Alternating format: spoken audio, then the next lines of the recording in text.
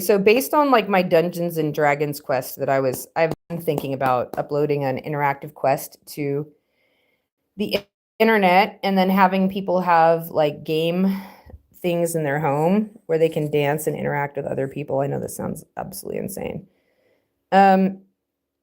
Here's our cardinal directions.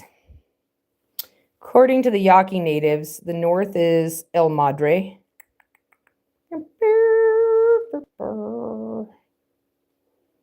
Bink, bink, bink, bink. The south, legally binding way. Okay.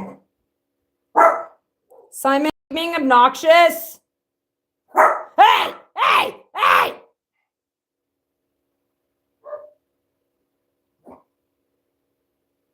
Okay. So, the north is supposedly, hey. The north is supposedly the mom. South is like the dad. The west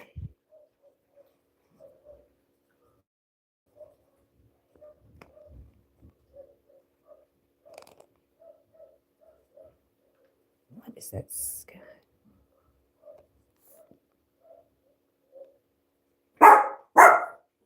It's a little girl.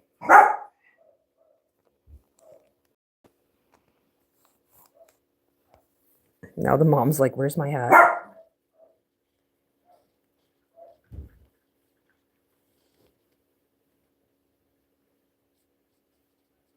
It's a feather and a top hat. Okay, so the little girl is the west. The mother is the north. This is according to the Yaqui natives. And even when I started studying the Old Testament in Paleo Hebrew, I believe that this is what Kabbalists are also, I don't know if they know they're teaching it.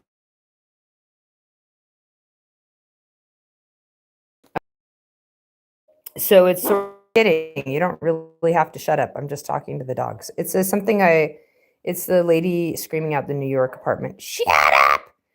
Okay, so you can think of it this way. Jesus, Mary, Joseph. You could think of it Trinity, Father, Son. Geographically, our North Pole has been destabilized. And so because of that, moving around geographic north. One person that just showed up. We're discussing about the cardinal directions and how the natives, as well as the Kabbalistic Jews, have a belief that the North Pole is El Madre, South Pole Padre, is a little girl, is a little boy. Okay.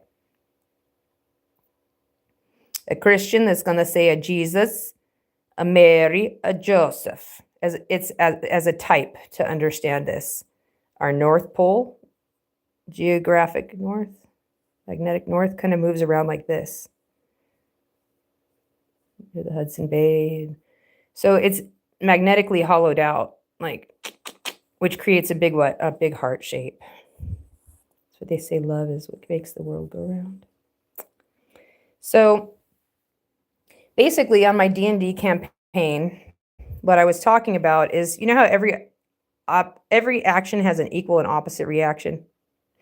The minute a universe was created where the mother was destabilized and Lilith flew down to the area of the Sea of Reeds and the oracles of Delphi, the north was destabilized. Well, in another universe, guess what?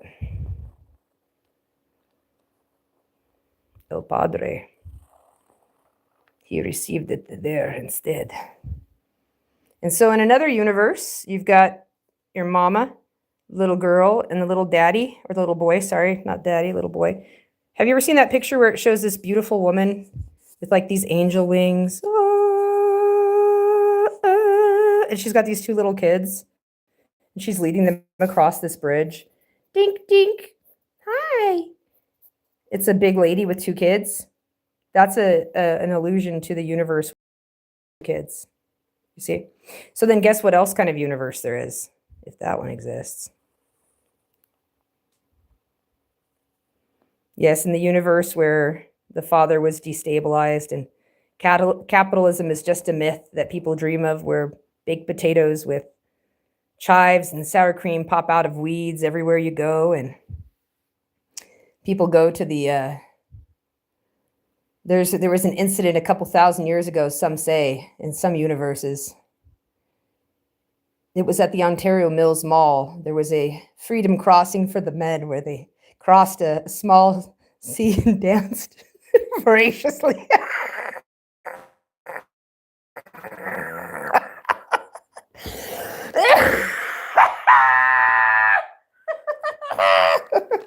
Okay, so anyways, so you can see how this would happen, that you'd have a universe which would have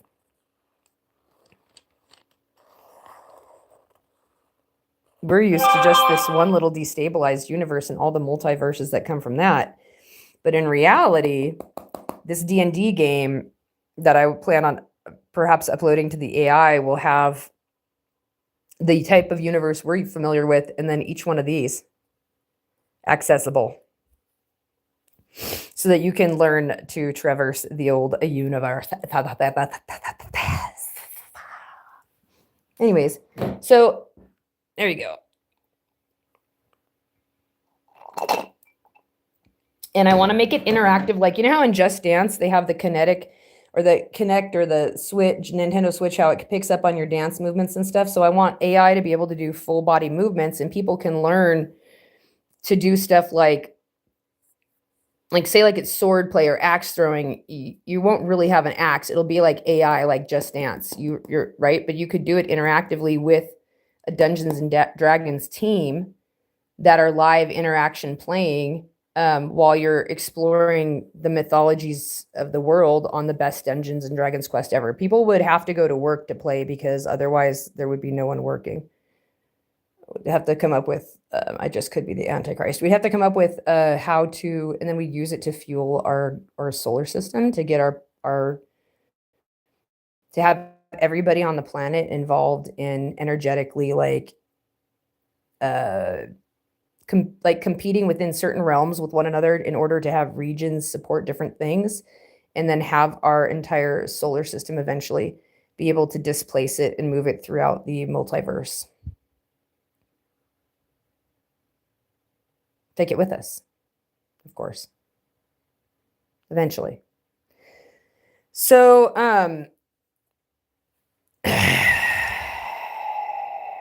I know some people will say, well, why don't you just do this? No. I've thought about it. Because yeah, you can keep Earth where Earth is at and then space travel, blah, blah. I've thought about it.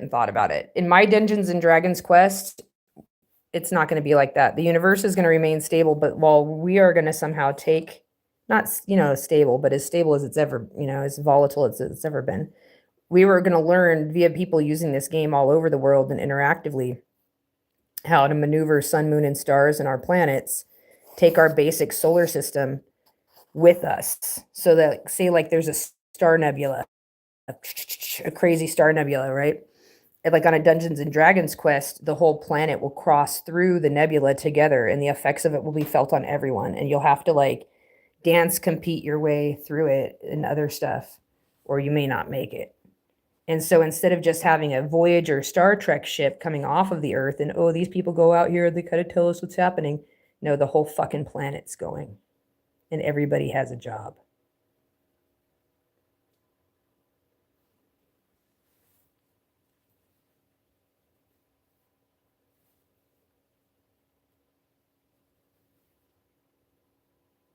Just think of the sex.